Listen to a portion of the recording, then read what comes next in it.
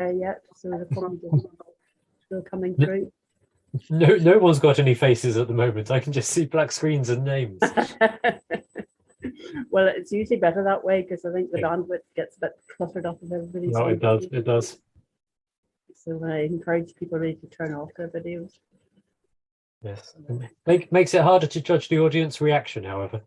That's very true. It must be very strange just talking to a screen because you aren't really getting that feedback and no. Yeah, I'm used to students not laughing at my jokes anyway, so in that sense, there's very little difference.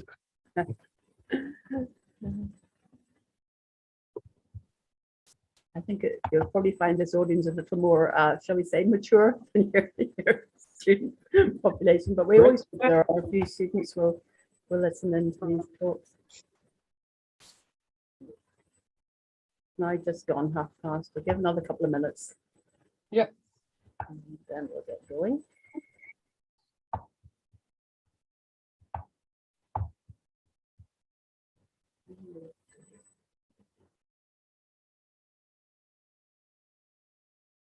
Hi, Anne. Have we any idea how many people are listening in from Queen's, from the lecture theatre?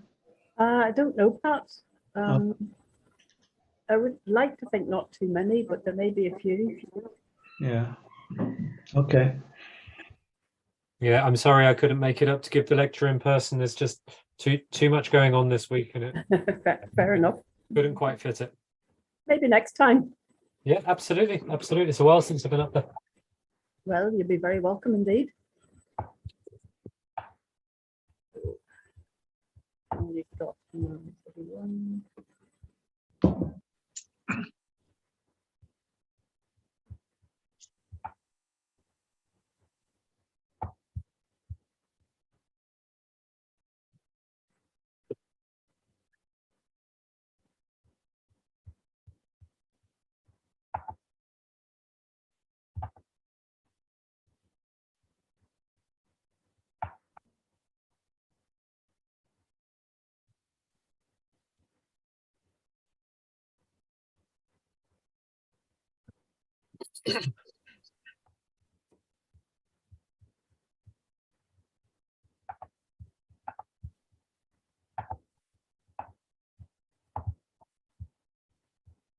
Okay, well, I think maybe we'll just start, and anybody else who's in the meeting room, I'm sure, can join us. So I'd just like to say good evening to everybody, and welcome to this lecture this evening. And before I introduce our speaker, can I just remind you of our usual points of housekeeping? If you could make sure that your mics are muted, and be best probably to turn off your own video for the duration. If you'd like to ask any questions, if you could please type them into the chat box at the bottom of your screens, and we'll go through them at the end of the lecture. So it's my great pleasure to introduce our speaker this evening. Graham Moran has a BA from the University of Warwick, an MA from the University of Sheffield, PhD from the University of Edinburgh, and since 2002 has been Professor of the School of Archaeology at UCD. He's a specialist in the archaeology of hunter-gatherers with particular research interest in the Mesolithic of Europe and hunter-gatherer use of mountain landscapes. His major research projects have mostly been in Ireland and Scotland, such as a landscape project in Glendalough in the Wicklow Mountains, which I'm sure most of you are familiar with, and the hunter-gatherers in the Cairngorms.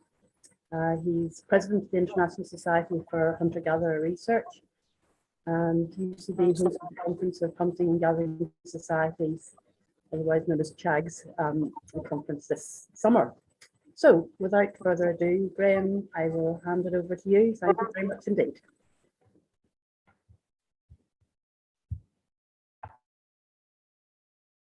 Thank you, Annie. Can I just check that people can see that screen okay? Yes, that's great. Thank you. Brilliant. Thank you very much for the words of introduction, and thank you very much indeed for the invitation to speak with you this evening. Delighted to have the opportunity to do so. And what I want to try and do in about the next 50 minutes or so is give you a taster of a couple of ideas that came out of writing a recent book called Hunter-Gatherer Ireland, and in particular to use those two extended case studies really to ask us to think about the way we ask questions about the Mesolithic period, about the hunter-gatherer past, and to suggest that perhaps not that we've been asking the wrong kind of questions, but we have potential to ask better questions, and questions which give us quite a different perspective on the period. And I want to try and just to drill down a little bit into some of the reasons why I think we've been asking questions which can be improved overall. So a lot of this is making links and connections between a series of papers I've published recently. So if people are interested in following up and getting some of the detail, then these chapters and books give you a decent start. So there's the book Hunter-Gatherer Ireland, which, as I say, there's probably almost two chapters here I'm picking up with and playing with there. That was published last year. I'll say at the end I have a discount code for that book if anyone is interested. If I haven't put you off by the end of this lecture, you can have a discount code and get a cheaper copy of the book. There's then a paper I published, Scaling an Island of Hunter-Gatherers, which was really a reflection on writing the book, and a workshop I attended, an anthropological and archaeological workshop that I attended quite late on in the writing of the book, which I found really very, very useful in terms of conceptualizing what I was doing. It made me think a little bit anew. There's a summary of all of the radiocarbon evidence for the Mesolithic of Ireland, which was just published in the Proceedings of the Royal Irish Academy. Both of those, that's open access, as is the Scaling an Island of Hunter-Gatherers. And along with a number of colleagues, but notably Ben Elliott at the University of Highlands and Islands in Orkney, we've been working recently on trying to understand the way that colonial era thought is structuring how we make sense of the Mesolithic. And I want to demonstrate that in one of the case studies today. Again, that's an open access publication if anyone wishes. And if anyone wants to follow up with the references, just drop me a line and I can send you on the links. I can't send you a copy of the book. You have to pay money for that one. But it's not very much money. Okay, so just to establish some parameters, some chronological framework here. So we're talking about the Mesolithic of Ireland, so the Holocene settlement of the island of Ireland. Ireland had been an island for many thousands of years. It had been an island since human settlement first reappeared in the British and Irish Isles. In comparative context, in comparison to Britain, Ireland actually sees quite late settlement by humans. The earliest evidence here is still in the century. There's a few smaller bits and pieces, but the earliest substantial evidence for human settlement here in the Holocene is still Mount Sandal in the centuries following 8000 BC. And there's a delay compared to sites like Starkar, a delay of maybe 1300, 1500 years compared to the substantial settlement we see in England at this time. And it is most likely, there's been varied discussions around this, most likely that in some ways this relates to the island status of Ireland and to the restricted terrestrial fauna and flora characteristic of that island, although there's a lot of detail needed to substantiate that claim. In any case, the earlier Mesolithic, running from approximately 8000 to about 600-700 BC, all of the dates I'll give you are in calibrated years BC. The earlier Mesolithic in Ireland is very much of a part with Britain and the rest of Europe. It's a microlithic industry based on quite controlled production of blades, which are snapped and then retouched into distinctive forms. And as I'm sure will be familiar to many of you, something slightly different happens when we move into the later Mesolithic in Ireland, quite poorly dated, but probably about 6700 BC, give or take. And this is the appearance of what appears to be a distinctive later Mesolithic, a move away from producing microliths to producing a wide range of, there's more to it than this, and I'll talk about this later, but it's often presented very much as a move to the production of lots of large blades and flakes, some of which are retouched into distinctive forms, some of which we might be able to call band flakes. This transition, which doesn't take place in Britain, doesn't take place elsewhere in Europe, there's something similar happens in the Isle of Man, is often seen as a really distinctive later Mesolithic, a distinctively Irish problem, if you like, that what's caused this change here. And again, a number of interpretations over the years have posited that the island status of Ireland, either isolation in terms of that impoverished ecology again, or as we'll see, isolation in terms of population loss and demographic decline. But the island status of Ireland has been central to lots of explanations for parts of the Mesolithic record. And I want to show you that aspects of this story I think are really quite misleading. It's also really important to understand one fundamental thing about the Mesolithic in Ireland, and this is that there has been a comparative lack of synthesis of the period. So Peter Woodman's 1978 British Archaeological Report, The Mesolithic in Ireland, which was effectively Peter's PhD. This is, it was a hugely important work, which at the time almost normalized the Mesolithic, if you like. It established a terminology which could reliably be used to discuss typologies, fitted those to, for the time, a reasonably robust chronological framework, and set the Mesolithic on a good trajectory. But there was no other single work of synthesis, easily accessible synthesis, until Peter's Island's first settlers in 2015. And obviously Peter passed away in 2016. So we have a period from 1978 to 2015, 37 years covered here with only 2 books. And that's actually quite unusual if you look at the way the Mesolithic is treated in some other areas. So, for example, in Scotland, from 1990 to 2005, we have 4 book-length summaries of that period. They have their different types of books. They're written for different audiences. They don't all agree on everything, but they're all telling a story of the Mesolithic. They're all providing a framework to make sense of it, a structure, a narrative of the material and how we should be interpreting it. And one of the problems, I think, with the absence of such narratives in Ireland has been that people are left struggling to know how to make sense of the material. They know it's Mesolithic, they know it's hunter-gatherers, but they haven't really been given any other kind of story to tell, any framework in which to fit their data. So I think we have this overarching thing where we have an absence of lots of clearly defined narratives.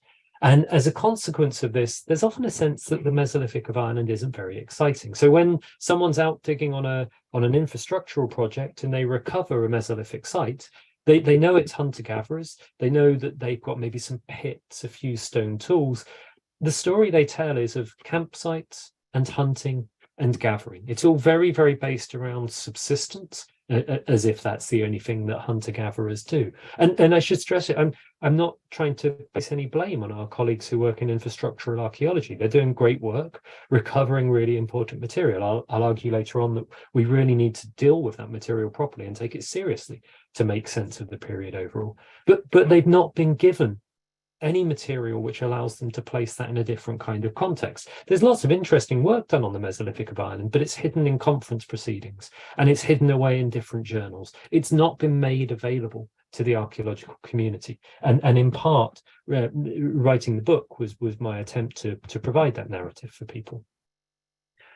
As well as that kind of absence of overarching frameworks, there's a couple of themes which have appeared in the literature recently, which I find quite challenging and quite difficult. The first is a reappearance of an argument that Mesolithic Ireland was isolated and that its technology was very simple or very, very crude. And in particular now, this has been given a slight twist with basically the rise of demographics again in archaeology, has seen a couple of case studies working with the Irish Mesolithic, which have tried to argue that it's got a very low population connected to that impoverished ecology, and that this low population is connected to these technological changes. As well as that, another argument which has come out quite a lot recently has been the suggestion that all of the work that's been done in the commercial sector for infrastructural developments has actually contributed very little to our understanding of the Mesolithic. And it's these two narratives that I want to unpick and explore with the case studies that follow. And really here I want to show two things, and they're interrelated. The first case study, looking at this question of isolation in particular, I want to show you how the legacies of colonization and colonial thought are structuring the way we make sense of the Irish Mesolithic today. And that we're actually recreating 19th century colonial attitudes in the interpretations that we're writing of the Mesolithic past. And the second one is that to argue that there's no contribution from commercial sector work is that we're asking the wrong kinds of questions entirely. We're actually missing the point of a lot of our data. And I think if you refocus, if you restructure our questions in this way, what you end up with is a very, very different picture of the Mesolithic in Ireland. One that, far from being focused around loss, around simplicity, around limits, around an absence of anything interesting, is showing us a narrative about creativity, dynamism, of hunting and gathering communities choosing to live in particular ways to maintain key forms of sociality that they felt were important. And that's what I want to try and sustain over the next 35 minutes or so.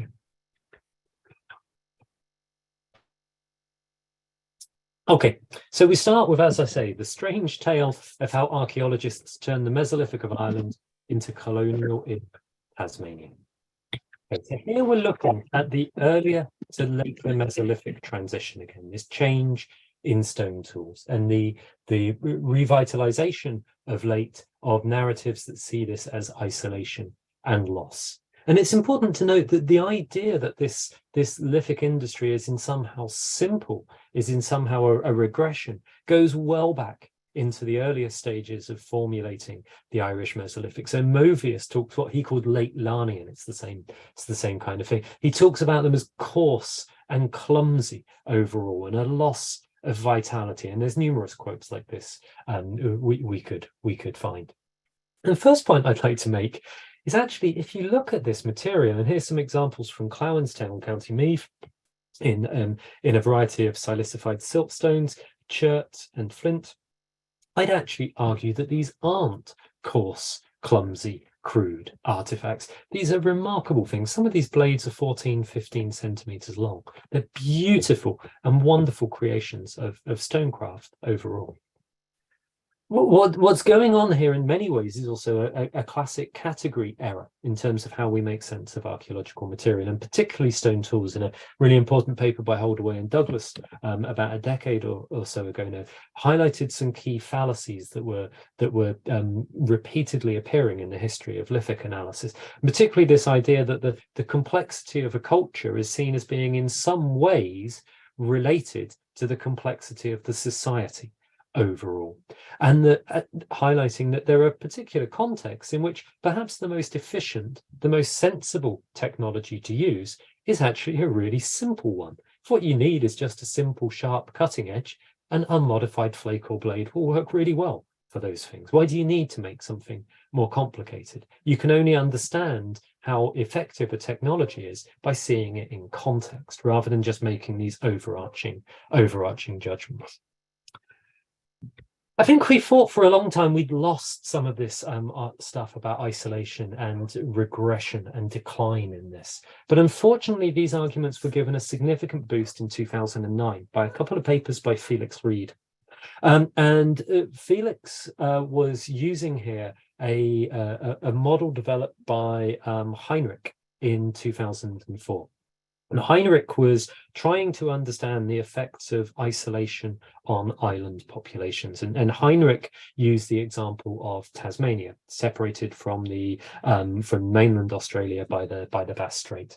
And Heinrich argued that there had been a significant technological loss on Tasmania in the pre-contact period, particularly a loss of fishing technologies, and there was also discussions about loss of the technology for making fire. And his argument was that in an isolated island environment, a loss in population could actually lead to the loss of the ability to sustain complexity in different ways. So a random population loss could have really significant impacts in terms of maintaining technological complexity. Now, just we'll set aside for the moment that the Bass Strait is a lot bigger than the Irish Sea. There is a significant difference of scale in there, and we'll come back to talk about the problems of Heinrich's arguments. But Reader says that he wanted to use the Irish example as a case study demonstrating this argument, that isolation leads to population loss, which can lead to the inability to sustain complex technologies. And you can see in the language here, island populations are prone to demographic isolation and stochastic losses of cultural capital, and loss of complex technologies, and improvement in simple technologies, a much cruder tool set overall. You can see these judgments coming through the language again.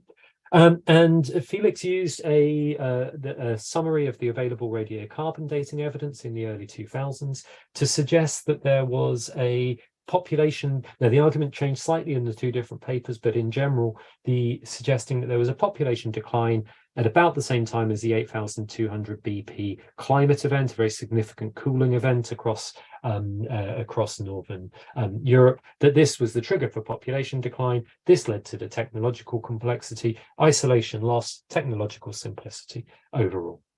Now, I've argued elsewhere that the data set Felix had available to him at the time was too small to actually be able to make those types of statements. And in a few moments, I'm going to show you our recent modelling of the period, which suggests that there's a very different story. So I think the empirical basis for that decline, it does not stand up at all at this stage. But this argument still gets cited in quite a lot of other papers. It has that kind of life in terms of references, and you'll often see statements that following the 8,200 BP, Ireland's population declined, technology simplified overall. And it's worth just chasing this a little bit more.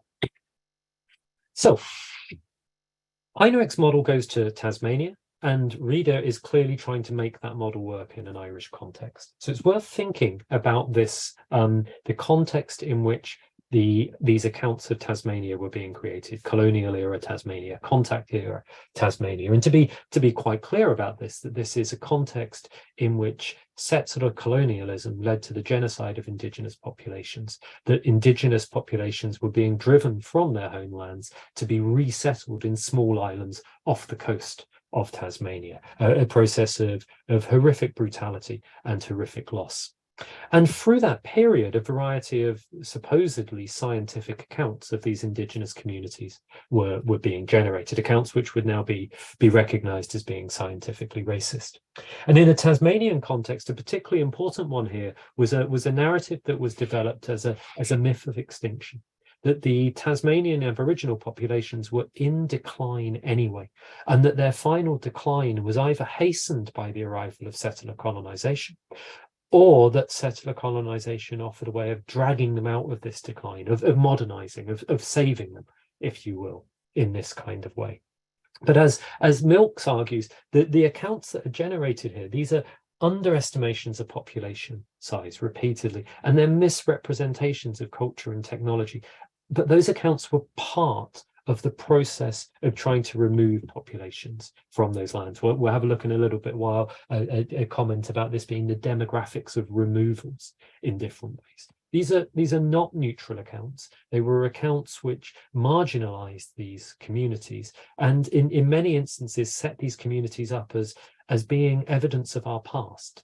Tasmanians were considered to be the most simple of all peoples that have been identified through European colonization. They were seen as being the types of primitive societies that we had evolved from, that we had proceeded to change over time. The Tasmanians in some way had not. So the distance in geographical space was translated into a distance in time through all of this. And they were the point of origin. They were effectively prehistoric. Now, over recent years, most work in Tasmanian archaeology has shown a completely different story than this myth of extinction. As Griffiths says here, it's not a narrative of loss, it's replacement and transformation. Society became expansive, dynamic. There's new trade networks, new artistic practices, and the loss of fishing technology is now understood as a social prohibition in the context of a wide variety of different practices. So this story of Tasmanian loss is simply not relevant. It's really interesting Heinrich's models, the original 2004 paper, there was a critique published of that, and that critique focused on two parts. One was a discussion of the empirical demographic models, those numerical models. I have no idea who's right or wrong on those, but the second was a consideration of Heinrich's treatment of the Tasmanian data. Heinrich wrote a response to the response. He defended his numerical models. He said nothing at all about his treatment of the Tasmanian data. We see Tasmania appear again in recent discussions of Mesolithic Ireland. And I should point out, I may be a little bit obsessed by Tasmania now. When I set out to write this book, I had no idea this would happen. This was a case of following and tracking things down. So recent genetic work based on a small number of Mesolithic individuals in Ireland, Lara Cassidy and Dan Bradley, highlight that one of the features of this is the lack of any evidence for inbreeding, which they say is remarkable because the population is generally considered to be only 3 to 10,000 people. And how can a population of that size not have evidence of inbreeding? Again, follow these things, follow them through the literature. So they cite Woodman in 2015. I can't see where Woodman says 3 to 10,000 people. I may have that wrong. I may have missed that. Can see that he says 3 to 5,000 people.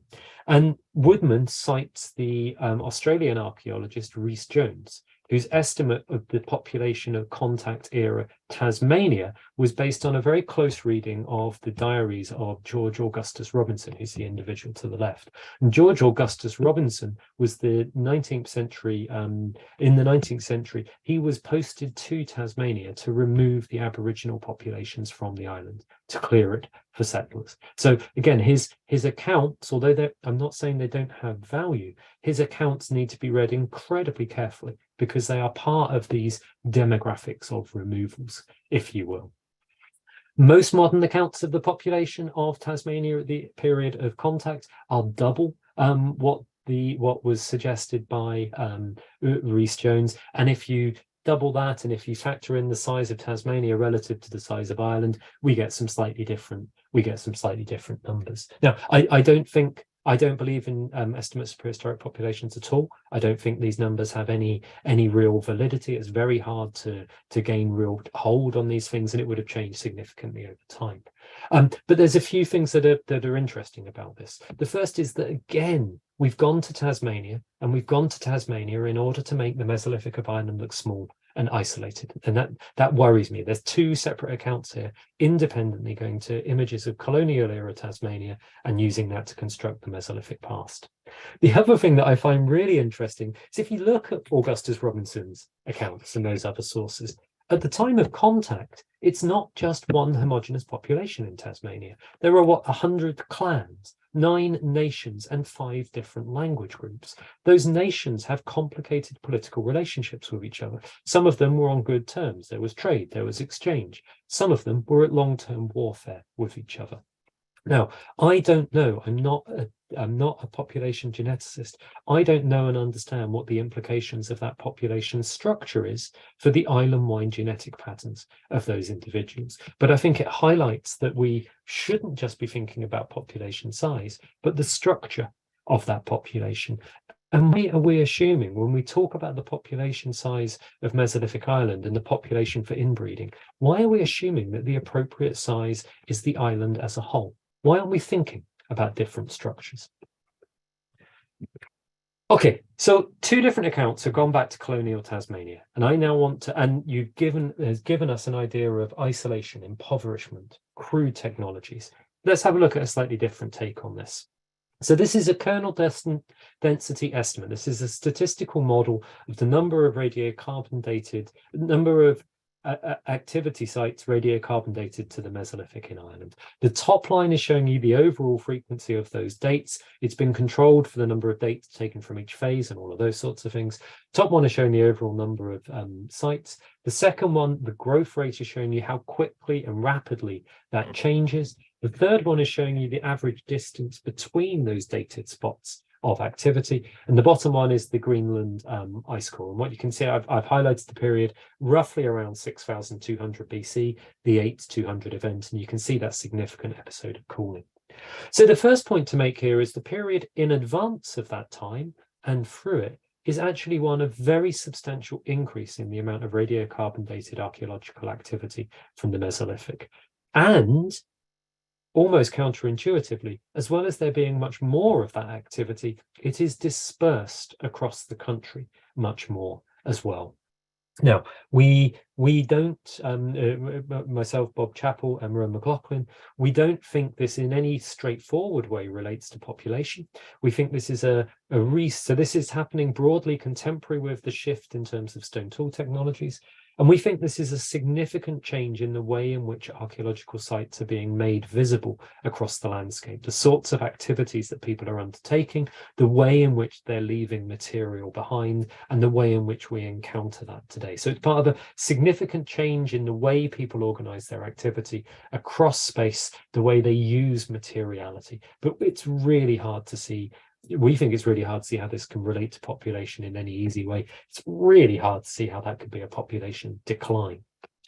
If we think about the later Mesolithic, people have always just been bloody obsessed with band flakes in all of this. And there's actually a much wider range of material through the late Mesolithic as a whole, including changes late within that period. So we get really interesting innovations like this Moyna point, these polished slate or shale points. This one from Clonara and Roscommon, it's about 30 centimeters long.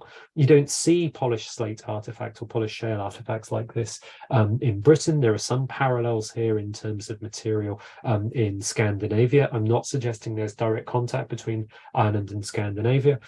You're saying again, there's a bigger context here. We have a range of really interesting, creative and unusual core tools developed, like this pick from Kinnail, again in Churt at the bottom left. And we have some evidence of traditions which seem to reach beyond the shores of Ireland. So these at the top are cowrie shells or trivia Arctica beads from Michael Lynch's excavations at Fenor, very late in the Mesolithic period. These are parallel precisely in Scotland at this time. So what I think we're seeing here is not isolation and loss. We're seeing creativity, we're seeing dynamism, and we're seeing contact. Pat Chantal Connella and I have been looking at the moment at some of the broader context here again. So Chantal has recently rewritten a chronology for the Mesolithic of Britain, and that's on the right-hand side in this diagram. Early Mesolithic, Middle Mesolithic, Late Mesolithic, and Final Mesolithic. What's really interesting here is you can actually begin to see how these things match up in different ways. So the earlier Mesolithic in Ireland is more or less parallel with the Middle Mesolithic of Britain. It's very, very close in terms of different materials. And I said that 6,700 BC date is a little bit wobbly. You can see that when we move to our late or later Mesolithic, this thing that's always been seen to be a distinctive and different Irish phenomena, at the same time, the late Mesolithic is taking place in Britain.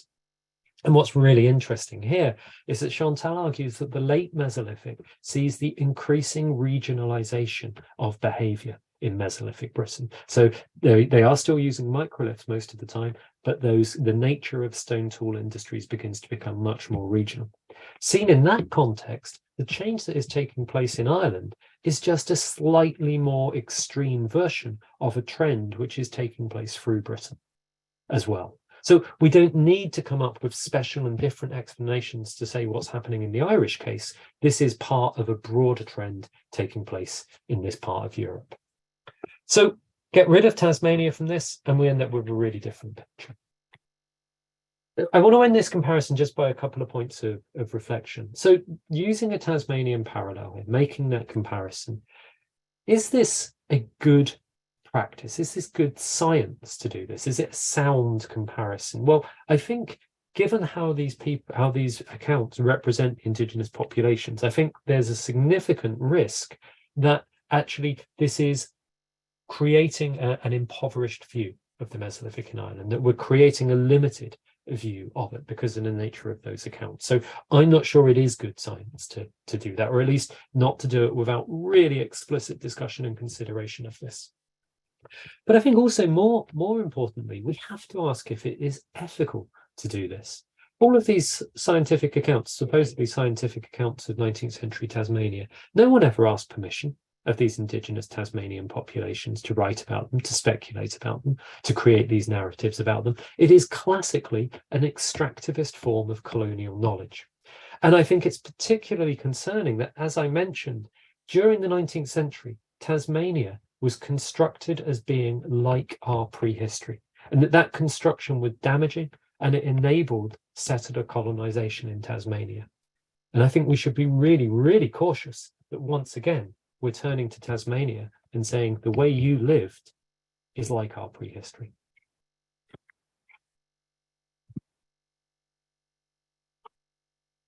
Okay, the second case study, thankfully a little bit shorter overall, is the strange tale, as I say, of how archaeologists turn their back on the evidence for the Mesolithic period. So a couple of quotes here from John Waddell and Peter Woodman. And the images on the left show the remarkable basket fish traps discovered at Clowenstown in County Meath, in advance of N3 construction, rightly gathering lots and lots of attention. They are remarkable artifacts, remarkable finds, remarkable sight. But we haven't found very many of these. There are some other fish traps from Northwall Quay in Dublin, but these kind of spectacular sites are actually relatively rare in terms of infrastructural archaeology. What we get much more common is the sort of thing you see on the bottom left here, and this is Curraprevin in County Cork. There's a few pits, there's a spread, there's maybe a stake hole, there's a few stone tools, there might be a fireplace. It's all fairly ephemeral, and it's kind of hard to reconcile and work. Now, John Waddell argued in 2000, and I can't see the year, it's hiding behind my screen, but not too long ago, John Waddell argued the extraordinary expansion of archaeological work has confirmed the island-wide presence of hunter foragers, but has not advanced our knowledge of the period. So it's increased the geographical scope, but not really told us anything. And Peter Woodman, the contribution from excavations associated with infrastructural developments is not as great as might have been expected. Now, I must admit, these quotes make me quite cross. They make me cross because on the one hand, to my mind, they fail to do service. They fail to recognize the work that has been carried out by so many people working on infrastructural sites, often in difficult conditions. It's a thanks very much for all the work you've done recording that, but it hasn't really shown us anything.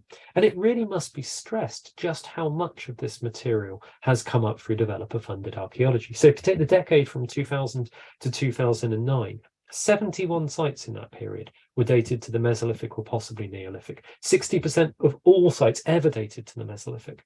I think 3 or 4 of those are research-led excavations. The others are all infrastructural work. So this is what is recovering the most of our material. And the thing that frustrates me about these comments dismissing the contribution from that is it seems to misunderstand the archaeological record. So most of what we are finding on those infrastructural schemes, not all of it, but most of it, are these spreads, fire settings, occupation soils, this quiet and unspectacular material. Very rarely we find the preserved fish traps and material like that.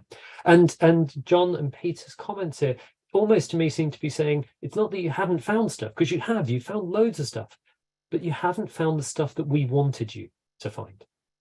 And rather than taking that position of saying we wish you'd found more of the shiny stuff, I think that what we're obliged to try and do is work out techniques that allow us to make sense of the material that was found, because this is the evidence of Mesolithic Ireland. This is what the biggest phase of excavation ever carried out in Ireland has recovered from the period. So it's now up to us as archaeologists to work out how to make sense of that.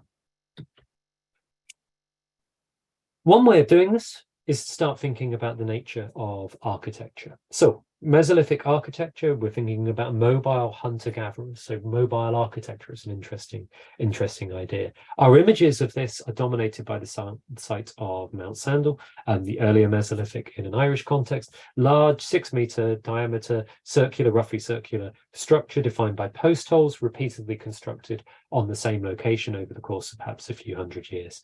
This is the ground plan of Peter's excavations from Mount Sandal, and on the right, a reconstruction we built at the Centre for Experimental Archaeology in UCD.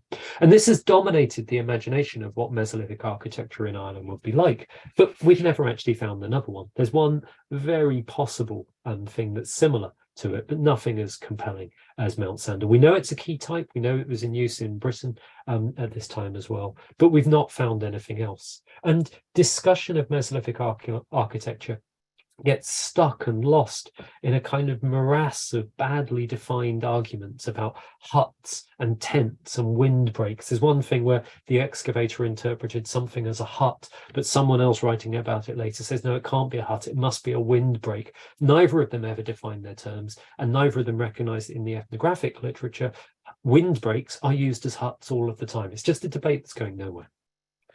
So what did we try and do that was a bit different? What did I try and do that was a little bit different? Well, I went to look at work carried out by a Norwegian colleague, Celia Fretheim. And Celia used the really rich Norwegian Mesolithic architectural record. They've got a fantastic array of different buildings.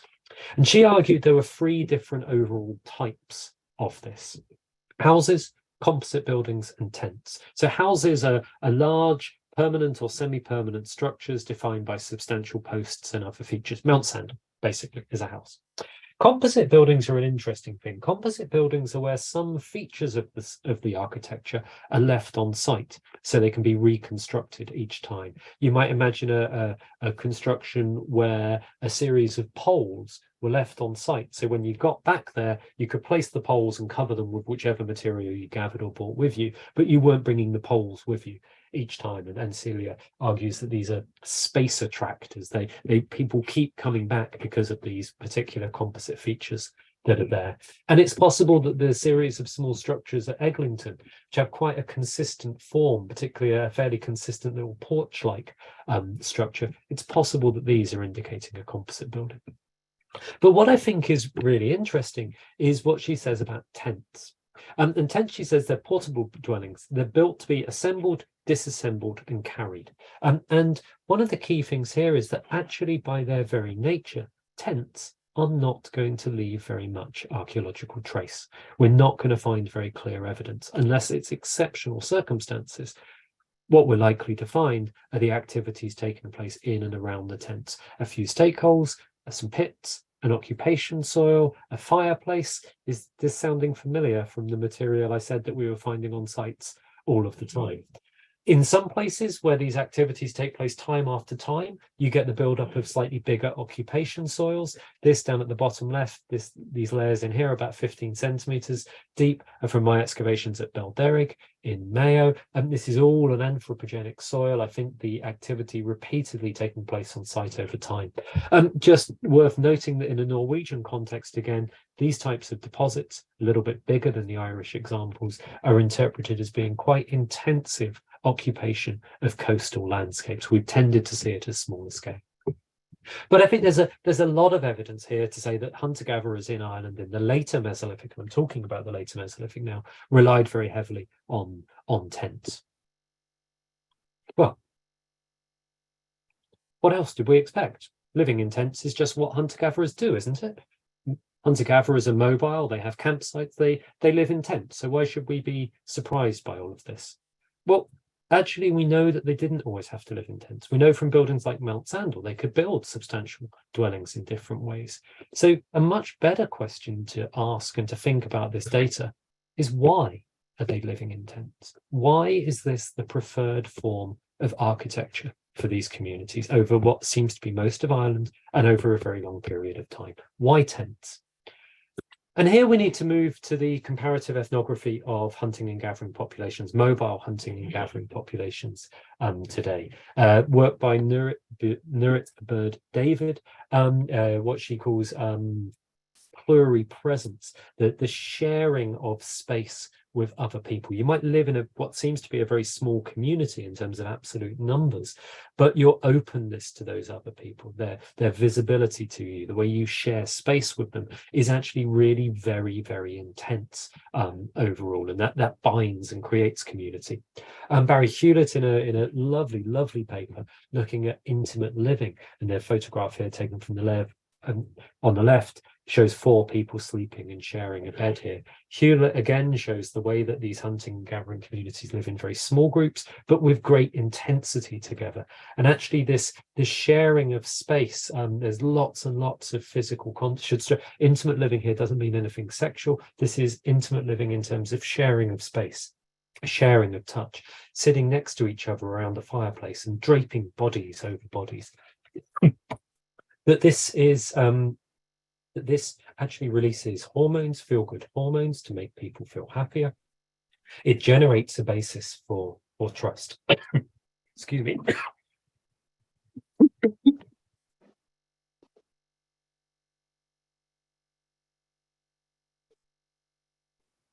Sorry, excuse me. It generates a basis for trust. And that trust then helps to sustain key social practices like sharing, which brings people together. So there's a series of feedback loops. If you wanted to look at the literature on hunter-gatherer sharing, a key feature of many mobile hunting and gathering communities, David Schwazheim and Noah Lavie argue that the rule of thumb amongst hunting and gathering societies is that houses are open or semi-open. They're built, and their design and structure is manifesting a preference to ensure sharing, co-presence, and living together. That the lack of elaborate architecture, the lack of defined spaces, brings these communities together and allows this trust, this sharing to take place. And as Tom Woodlock argues very, very clearly, sharing is placed on the side which is opposite the house. And what I'd like to suggest is that this choice to live in tents by Mesolithic communities in Ireland is a quite deliberate reflection of the fact that at the core of their sociality is trust, co-presence, sharing, and egalitarian social relations. I've said that these are, likely to be small communities, and you often see numbers like 25 for everyone in discussion here. And the stereotype suggests that these are small communities which are based around biological kin, family groups. But that's not the case. Again, a range of ethnographic work shows that although these communities are small, they're incredibly full. Lots of different people coming into and out of these communities, tending to be bound up by what is a poor word, but what's sometimes called fictive kinship relationships. Kinship systems extend to the kind of limits of the social world, and when someone turns up, you're able to find a way of saying, "Oh, you're the uncle of so and so and so and so. You are my kin. You can be part of our community here." And it's Bleach Bird and colleagues. This a really important paper. Foragers do not live in small-scale societies. And in this context, I just want to highlight again in the later Mesolithic a number of sites throughout Ireland that have small amounts of lithic raw material from very long distance, sometimes 100, sometimes 200 kilometers away. This is never substantial amounts of material. It's often only one or two pieces. And maybe this is speaking to us of these types of journeys and contacts and connections.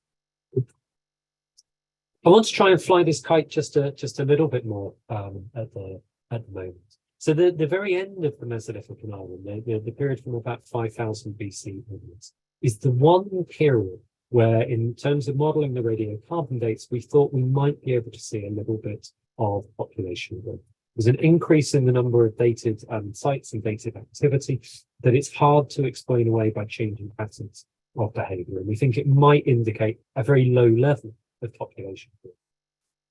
This is interesting. So if you look at the general models of hunter-gatherers, particularly in restricted environments spatially, when population increases, that's normally a context, or often a context, in which egalitarian relationships begin to break down and begin to get the rise of hierarchies of different kinds. And that's not what happens in Ireland at all. It's not that we can see very clear material evidence. There's possibly bits of it, maybe minor points, these quite fancy, quite elaborate artifacts. Maybe there's something about status and prestige in the team, but it's certainly not very well developed and certainly not a very strong trajectory to inequality. And just maybe what's happening here is this continued commitment to living together, to sharing space, to creating those bonds of trust. Maybe that is actually allowing these communities to resist inequality and maintaining the distinctive hunter-gatherer way of life. Okay, I said I wanted us to ask and think about different types of questions, and I just want to bring this back in with one final case study. So this is the site of Shinara 3, this dating to about 4250 BC, excavated by Christina Regan and Finton Walsh. It's a series of spreads, a couple of post holes, some stone artifacts, quite nicely on one of the points in this example. We could see, and it's above a water course and excavated in what Finton tells me were quite unpleasant conditions. We could see this as another example of the impoverished Mesolithic of island. They're not really creating anything substantial. They've got this idiosyncratic island-based technology, which is evidence of low population. This is a meager existence hanging on at the edge of some watercourses. Or we can try and think of this in the context of what I've just been saying, which is to think about this space as part of the vital context for Mesolithic sociality. The remains we're dealing with here are the outcome of decisions to live in light structures that maximize the shared spaces that bound the community together, that those shared spaces built trust and helped sustain that community over time. There are traces here of the creativity of these people as they develop new forms of technology, probably to match and deal with some of the specific challenges of living on an island that did have a restricted ecology or boom. This was a period of time when across the islands, communities were in contact with hunter-gatherers in the neighbouring island as well, taking on some ideas, choosing to adopt some of these practices and rejecting others at this time. But far from isolation and loss, asking better questions gives us a sense of the social worlds of these communities, the things that were important to them. And I really do think that these consistent choices about architecture are telling us about what was important to these people. We can see their creativity. And that, I think, is a better kind of story to be telling than those based on colonial accounts of hunter-gatherers that unsurprisingly tell us those hunter-gatherers are limited simply to a group. Many thanks for your attention. If these arguments have any interest to you at all, you might be interested to know about our MSc in hunter-gatherer archaeology, where this is the kind of stuff we talk about and we think about. And finally, many thanks to the good people at Oxbow who have offered a discount on the book, should you be interested. It finishes on the 16th of December, but with a 20% discount, the book only costs £16 in the run-up to Christmas. What more could you want to get a family member than a copy of this? Thank you very much indeed. Thank you so much indeed, Graham, for such a clear and refreshing talk about the Mesolithic hunter-gatherer period in Ireland. Certainly I have gleaned a great deal of insight into it from your talk, and I think it's great to rethink common perceptions about our ancient ancestors. And it's so easy to get stuck in assuming that we know how such societies lived, and it's great to think about how differently they may have lived to what is considered the norm now. People now sort of value their privacy and individuality of lifestyle, but rather than sort of true, as you say, egalitarian community living.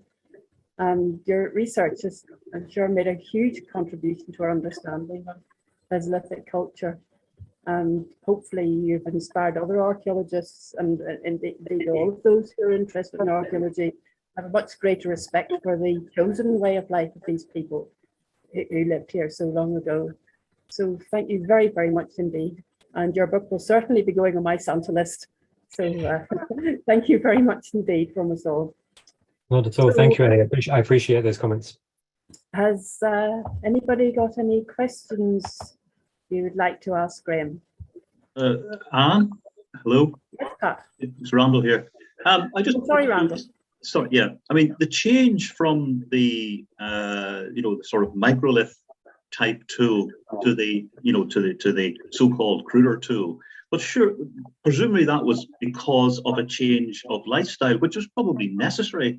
What did they use them for, in other words? What did they use the two different types of tools for? Because if they changed the type of tool they used, presumably they were meeting a challenge in their, either in the way they sort of hunted or whatever they did. Have you any thoughts on that one, Graham? Thanks very much for the question, Randall. Yeah, it's been discussed quite a lot, this one, over the years.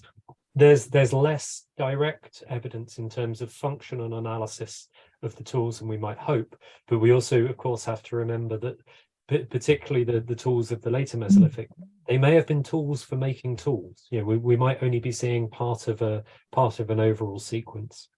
One of the things which seems to be an important argument and works now with some of our radiocarbon dating stuff is an argument by Farina Sternker and Lauren Costa that the microlith based industries of the earlier Mesolithic, actually, because of the very controlled way in which people are working stone then, meant you had to have access to much higher quality raw material, which is quite spatially limited in Ireland.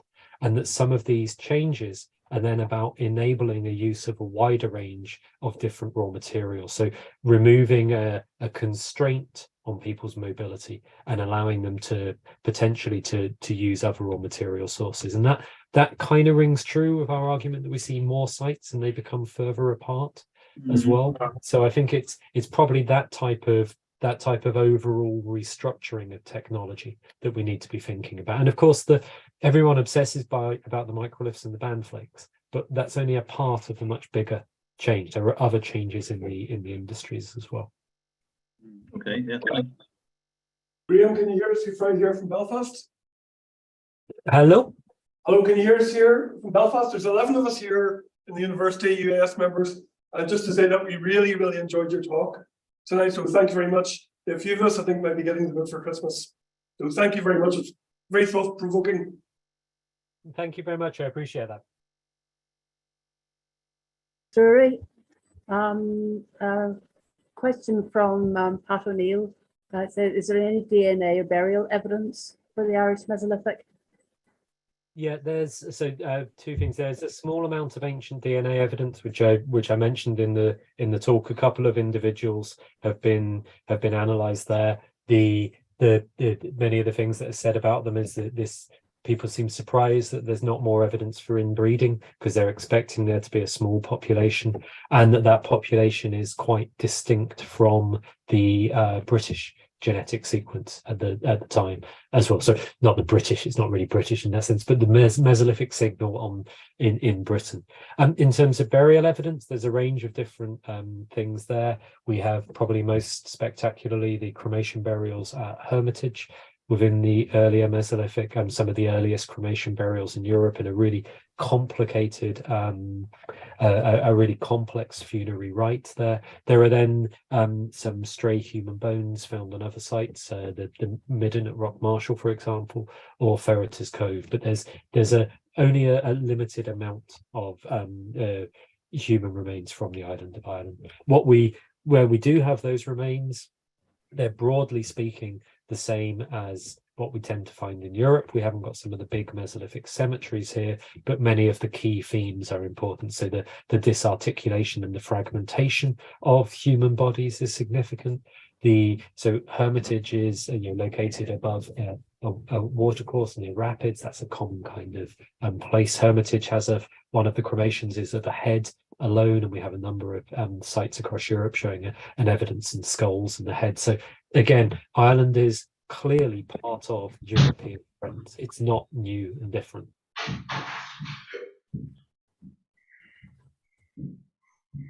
Right, any more questions?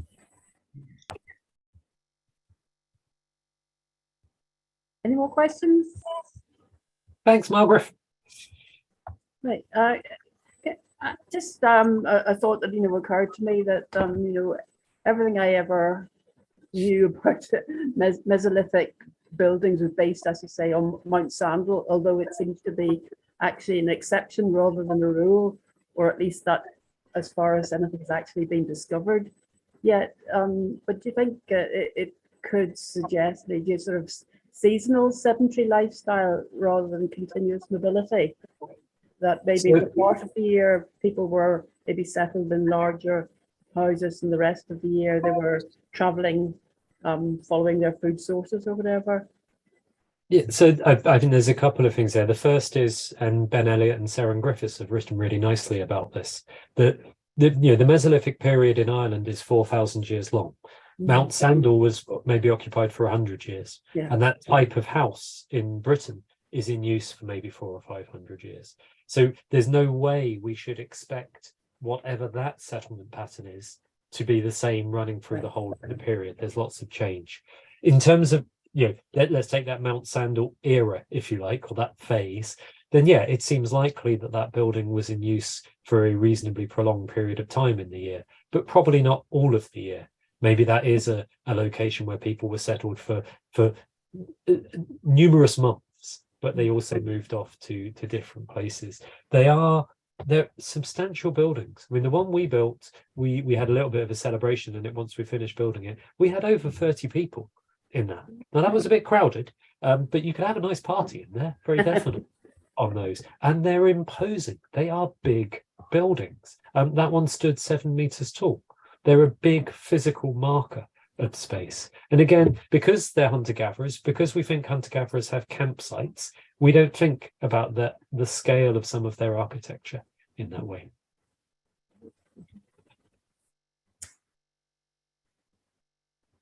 Sort of just actually going on from that, the artifacts, do they vary a lot across all the sites, or do some appear to be more specialist use of certain sites? One of the big differences the range of tool types doesn't vary very much across the island. That later Mesolithic industry is reasonably consistent. But what you have are some locations where you have an abundance of stone tools being manufactured. Lots of cores, lots of waste material left behind. And then other sites where all you have are a smaller number of finished artifacts. And Peter Woodman talked quite a lot about the movement of material and the caching of material. So where raw material is abundant, people are generating huge amounts of material.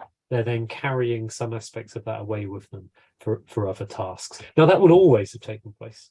That's just common sense. You make your tool somewhere and you carry it with you. But it appears to be a really consistent and strong feature of later Mesolithic technologies in Ireland that we still don't fully understand at the moment, but that distribution of stuff across the landscape is really important. And those sites themselves, so if you think about one of these coastal sites with lots and lots of stoneworking, these sites themselves then become resources, because these are sites which are characterized by huge amounts of material, lots and lots of flakes. They'll be slightly varied in size and shape, but they've all got nice cutting edges. If you want something to cut a piece of bark or whatever it is, you can just go to this pile of stuff on the floor and take the pieces you need. They're a resource. I talked about space attractors before. They're a resource which has actually been created. It's almost as if people are making their own geological deposits to then structure settlement and move around. Right. Any more questions, anybody? I think you've given everybody so much to think about that they'll have to read your book and find out some of the things that they are particularly interested in. But it's been an absolutely wonderful talk, Graham. Thank you so much indeed for sharing with us this evening.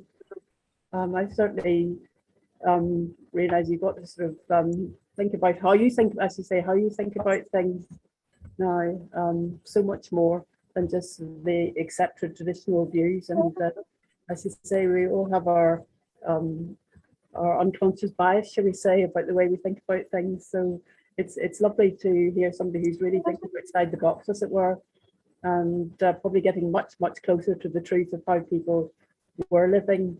So many thanks indeed, and I hope you'll come back and talk to us in person sometime in the future. It's been really great. Thank you so much indeed. Not at all. I'd be delighted to. Thank you all very much for your time this evening. Cheers. Thank you. Right, cheerio everybody, and don't forget that our next lecture is on the 12th of December with Owen Parkinson. Thank you very much indeed, everybody. Good night.